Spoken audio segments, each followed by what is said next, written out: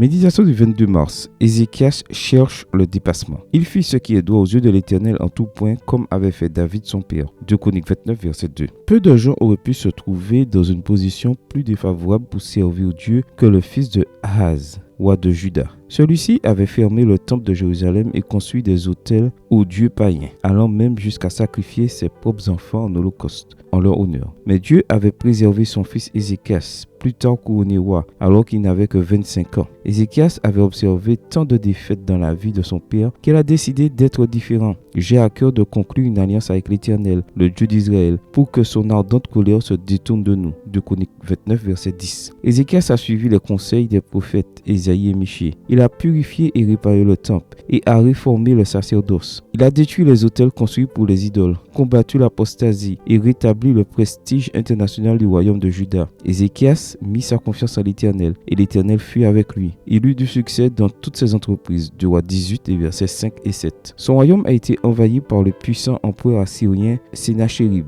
mais par un miracle de Dieu, il a vaincu, de sorte que Sennachérib a dû retourner dans son pays dans la honte. Grâce à cette victoire, Ézéchias dès lors fut respecté par tous les peuples voisins. 2 Chroniques 32, verset 23, Bible en français courant. Bien sûr, même Ézéchias a commis des erreurs, comme le jour où il a reçu des ambassadeurs du roi de Babylone, après avoir été guéri de sa maladie, au lieu de leur parler de son Dieu. Il a fait étalage de ses richesses et a lui-même confirmé les avoir fait entrer dans son palais et qu'ils avaient tout vu. Il n'y avait rien qu'il ne leur ait pas montré, mais a omis de leur parler de son Dieu. Voir Isaïe 39, verset 4. Mais il s'est ensuite repenti et le Seigneur lui a pardonné. Comme Ézéchias, tu peux remédier aux circonstances ou à l'environnement défavorable dans lesquels tu as grandi. Ton passé ne limite pas le pouvoir de Dieu de changer ton présent et ton avenir. La question est de savoir si tu as décidé d'être différent. Il veut aujourd'hui écrire dans ta vie une histoire de dépassement. Amen. Bonne journée à toi et que le Seigneur te bénisse.